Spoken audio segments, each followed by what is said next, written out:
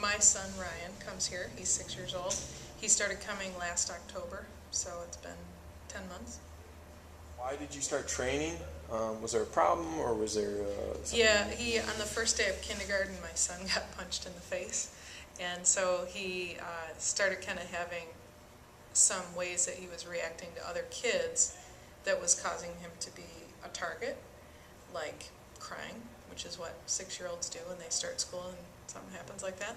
So basically, I was worried about him eventually retaliating, because my son is significantly taller than all the other kids, so it was kind of one of those peer testing situations where I think a kid was intimidated by his height, so he punched him, and then my son cried, and then everybody wanted to do the same thing to him.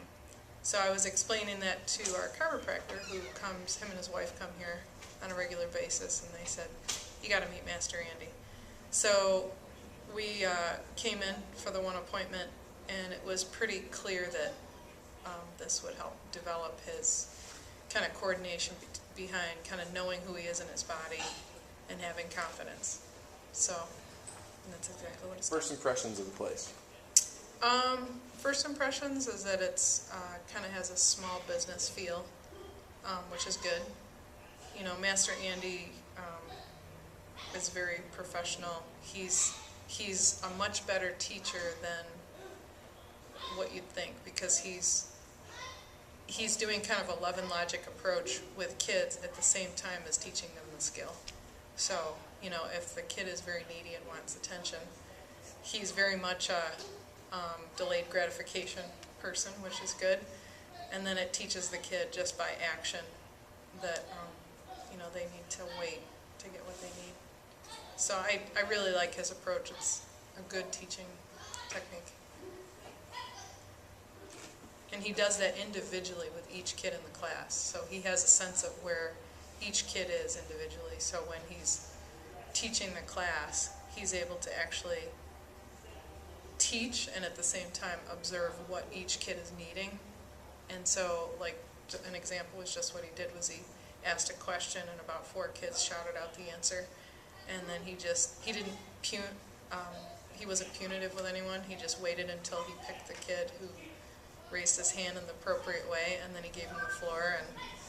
And he kind of does that with the placement of the kids in the class too, that if they get there on time and they have the highest belt, they get the best position in the class. And it's noticeable enough to kids that it makes them want to be on time, be ready, and have a higher belt. Excellent. Those subtle things are like priceless.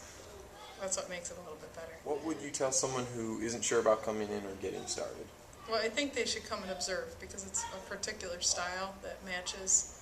You know, as a parent, you don't have a whole lot of opportunities to practice. So it's helpful to watch other people and then give it a little bit of a time and then make sure that your parenting style matches with his approach. I can't imagine that it wouldn't, but you know, because he's not punitive. But there are martial arts instructors that are punitive, and that would not match my style. Is there anything else you'd like to say? Any other? It's been great. My son and I were just talking about a situation at his other camp, and I said, well, what could you have done with that? And his first reaction was, well, I could have blocked him.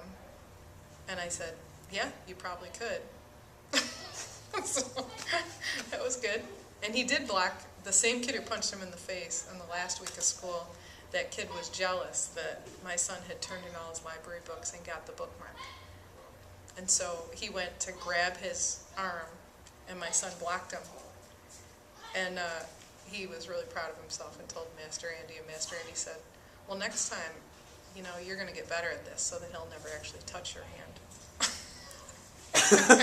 And I was like, awesome, because it gave my son reinforcement he did the right thing, but at the same time, but you still have to improve. So.